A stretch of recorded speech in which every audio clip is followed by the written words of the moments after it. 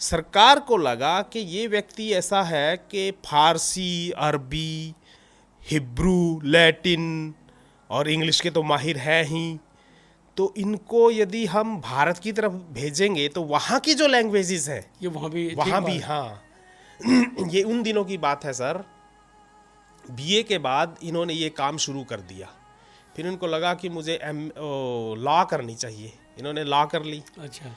और ये MA in law यानी कि एलएलएम आज की भाषा में कहें, वो करने के बाद वहाँ प्रैक्टिस करना इन्होंने शुरू किया। और फिर लंदन में और फिर ये उन्होंने नादिर शाह के बारे में बुक लिखी थी सर। अच्छा। और वो थी फारसी में, ईरान के थे नादिर शाह। तो वो बुक कहीं डेनमार्क के राजा को हाथ लगी। अच्छा। किसी ने भेंट की होगी, तो वो थी फारसी में। और वो लोग यूरोपियन इंग्लिश वगैरह जानते थे। उनको ये पता था कि एक स्कॉलर है और लंदन में रहता है, 20-22 साल का लड़का है, उसकी और रुचि वो है। हाँ वो ट्रांसलेशन करता है। हाँ। तो उसने ना जी उसको बुक दे दी। वो अच्छे अच्छे जो प्रसिद्ध ग्रंथ थे, जैसे पंचतंत्र है, शाकुंतल है, गीता है, इनका ट्रांसलेशन होना चाहिए। उधर वारेन हेस्टिंग्स जो थे अपना वायसराय प्रथम, उनकी रुचि गीता की, क्योंकि किसी ने बता दिया था गीता ऐसा ग्रंथ है, उनकी बड़ी रुचि थी। उन्होंने विल्सन और वेल्किंस ये जो लोग थे, इनको बुलाकर उसका ट्रांसलेशन करवाया था। उन दिनों की बात है सर ये, कि विलियम जोन्स ने इंडोलॉजी जिसको कहें, प्राच्य, जो भारत और जापान और बर्मा यहाँ पे जो जो पांडुलिपियाँ पड़ी हैं, इनको खोजकर उनका इंग्लिश में अनुवाद करना शुरू करो, ताकि यहाँ का जो नॉलेज है हाँ वहाँ चला जाए। ठीक है। प्रसाद जी प्रणाम। प्रणाम, प्रणतोस्मि सर। अपनी बात चल रही थी श्वेतोश्वतर।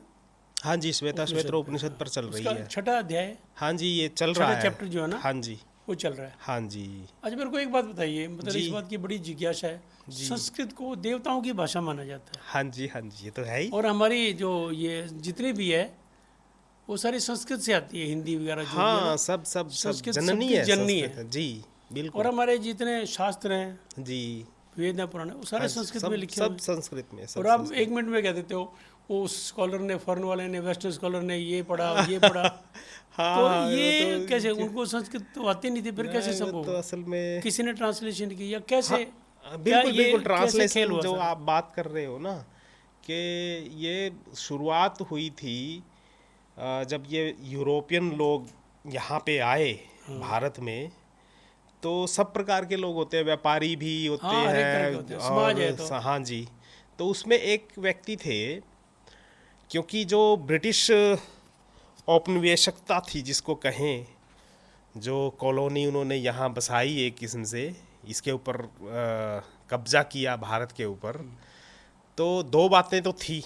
एक तो माल लूटना, और एक अपनी संस्कृति और अपने धर्म का प्रचार करना। ये दोनों बातें थी, और दोनों में ही वो मजे ले रहे थे। ये भी हम इतिहास दिखाई देता है। दोनों में बिल्कुल। एक व्यक्ति थे विलियम जोन्स। अच्छा। ये बातें हैं 1720 और 50 के बीच की। अच्छा। हाँ जी। उन दिनों में 1743 में, 1743 में उनका जन्म हुआ था लंदन में। अच्छा। और वो जो विलियम जोन्स थे, वो जब 7-8 साल के ही थे, तो पता नहीं कुछ ऐसा होता होगा, क्योंकि ना हम तो मानते हैं कि पीछे का कुछ ना कुछ लेकर आता है आदमी, और उसी के ऊपर फिर वो चलता रहता है। हाँ जी। तो छोटी सी उम्र में ना उनका लैंग्वेजेस के प्रति इतना प्रेम हो गया, इंग्लिश और पुरानी लैटिन, हिब्रू और इधर फारसी, अरबी, ये सब, इनके प्रति बहुत ज़्यादा लगाव था उसका। और धीरे धीरे जिस बात का लगाव रहता है ना जी, जिज्ञासा बढ़ती है, तो फिर वो सीख ही लेता है। और कम उम्र में विलियम जोन्स ने ना इन भाषाओं को सीख लिया। क्या बात, हाँ जी, कमाल की बात है। बड़ी बात सर। फारसी और अरबी में उन दिनों ये 17 ही साल के थे, अपने ऑक्सफोर्ड में पढ़ते थे। तो ये था नादिर शाह। हाँ नादिर शाह के हिस्टोरियन थे एक, मेहंदी करके उनका नाम था, उसमें मेहंदी शब्द आता था। बड़े अच्छे हिस्टोरियन है, मुझे याद आ जाएगा। उन्होंने नादिर शाह के बारे में बुक लिखी थी सर, अच्छा और वो थी फारसी में। ईरान के थे नादिर शाह। तो वो बुक कहीं डेनमार्क के राजा को हाथ लगी, अच्छा किसी ने भेंट की होगी, तो वो थी फारसी में। और वो लोग यूरोपियन इंग्लिश वगैरह जानते थे।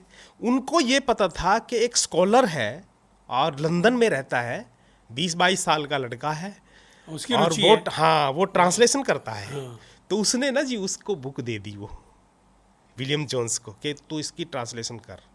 और उसने वो उसका अनुवाद किया इंग्लिश में। और जो ड्यूस जो थे वो डेनमार्क के राजा, उनको वो भेंट की। बड़ा अच्छा लगा।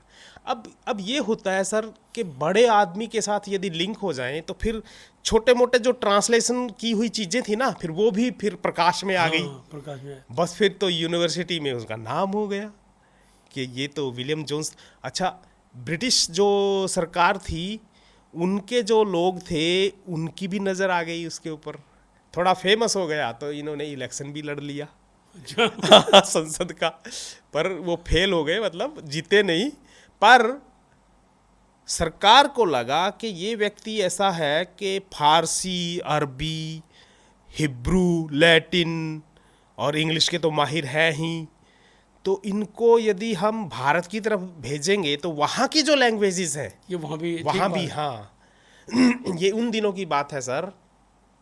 बीए के बाद इन्होंने ये काम शुरू कर दिया।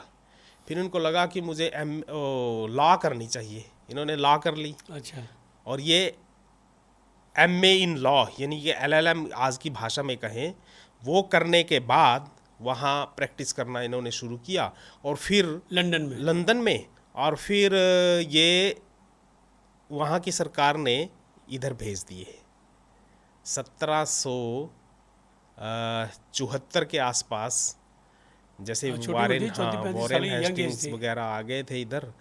और फिर यहाँ जब आए, ये जज बनाकर भेजे थे सर यहाँ, न्यायविद। एलएलएम कर रखी थी। हाँ जी, हाँ जी। और इन्होंने जैसे 1774 नहीं सर, 1783, 1774 तो वारेन हेस्टिंग्स वगैरह आ गए थे यहाँ, और ताम झाम पूरा जमा दिया था पूरा ब्रिटिश सर लोगों ने। और इन्होंने, चूँकि उनका ध्यान ये था कि यहाँ के ग्रंथों में क्या क्या पड़ा है, ये तो प्रसिद्ध थी बात, उसको भी जानना चाहते थे। कोई ऐसा जरिया हो कि ट्रांसलेशन करते और हमें बताते। तो ये ऐसा व्यक्ति मिल गया उनको, और इन्होंने शाकुंतल का अनुवाद किया और एक न्यू एशियाटिक सोसाइटी खड़ी की। अच्छा और लोगों को ना इन्होंने कलकत्ता, क्योंकि कलकत्ता हुआ करता था उन दिनों, तो कलकत्ता ही हाँ, वही से राजधानी हुआ करती हाँ, थी शुरुआत में हाँ जी। तो इन्होंने लोगों को जोड़ना शुरू किया। एक छोटी सी सोसाइटी अपने लेवल पे पहले बनाई कि अच्छे अच्छे जो प्रसिद्ध ग्रंथ थे, जैसे पंचतंत्र है, शाकुंतल है, गीता है, इनका ट्रांसलेशन होना चाहिए। उधर वारेन हेस्टिंग्स जो थे अपना वायसराय प्रथम, उनकी रुचि गीता की, क्योंकि किसी ने बता दिया था गीता ऐसा ग्रंथ है, उनकी बड़ी रुचि थी।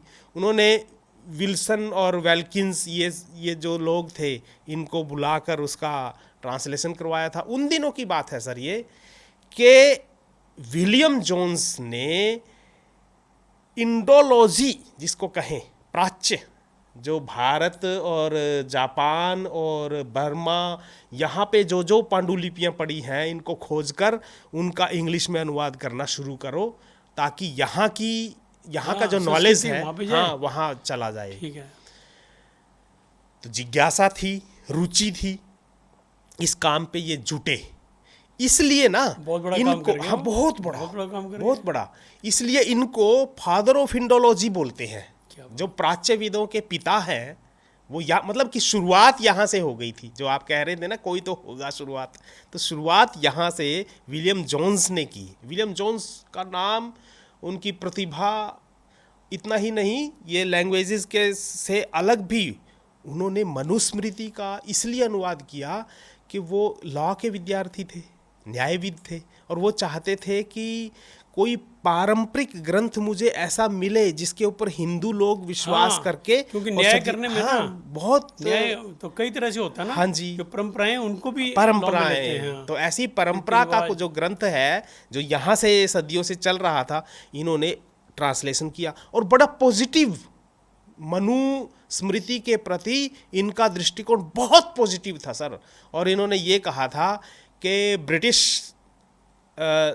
यूरोप का जो संविधान है और जो न्याय प्रणाली है उसमें मनुस्मृति को देखकर उसकी उन सब बातों को सोचकर, जांचकर, और वहाँ भी इसको लेना चाहिए। मतलब बहुत सी ऐसी बातें उन्होंने लगी मनुस्मृति में। आज तो मनुस्मृति का नाम लेते ही उबाल आ जाता है बहुत से लोगों में, पर ये पहले व्यक्ति जो भारत के इंडोलॉजी के फादर समझे जाते हैं, उसके बावजूद जिसके प्रति आज नफरत भर दी गई है उस ग्रंथ के प्रति इनका प्रेम था सर।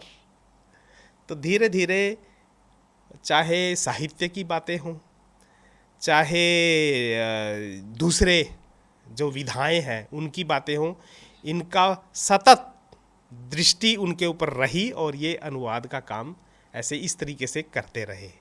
और जो आप बोल रहे हो कि कैसे हुआ, तो संस्कृत का फिर मैं तो उस तरफ आपकी बात से ना मेरा ध्यान बार बार प्रोफेसर हिम्मत सिंह सिन्हा जी की तरफ जा रहा है। जी, वो भी इसी तरह ज्ञाता थे। हाँ जी, हाँ जी, हाँ जी, यहाँ रहते हुए अरबी, हाँ फारसी, बिल्कुल बिल्कुल, उर्दू, संस्कृत, बिल्कुल सही रिलेट कर रहे हो हिंदी, सर, पंजाबी, बिल्कुल। वो मतलब कुछ उसी तरह के जीन जून में भी होंगे जो उन्होंने कहा भी ये भाषा है, वरना अरबी फारसी कौन पढ़ता था। वो सही बात है, सही बात है, बिल्कुल। जमाना बदल चुका था जब हाँ सिन्हा जी, जी हाँ आए। जी, हाँ जी, हाँ जी, अरबी उर्दू आ गई थी जी। अरबी, लेकिन उन्होंने अरबी भी पढ़ी, फारसी भी पढ़ी, कमाल।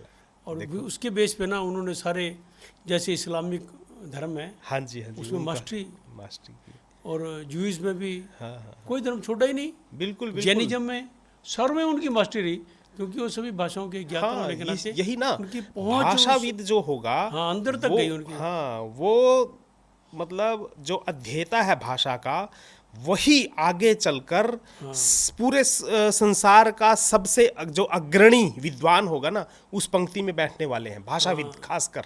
नेचुरली नहीं तो आदमी बेवकूफ बनाता रहेगा, कोई भी को हमें पता ही नहीं, हाँ अरे जी, इसका मतलब ये वही बोलता रहेगा वो। बिल्कुल बिल्कुल बिल्कुल लेकिन जो ज्ञाता होगा वो कहेगा ये नहीं है, बिल्कुल इसका मर्म जानने की कोशिश करो, इसके अंदर ये लिखा है। बिल्कुल। तो ये काम हाँ, विलियम जोन्स ने, और फिर आगे बढ़ा, और धीरे धीरे धीरे धीरे फिर यहाँ तक बातें आई कि उपनिषदों के भी फिर ट्रांसलेशन हुई, और श्वेता श्वेतरों के याद करते हुए हम ये सब बातें कह रहे हैं।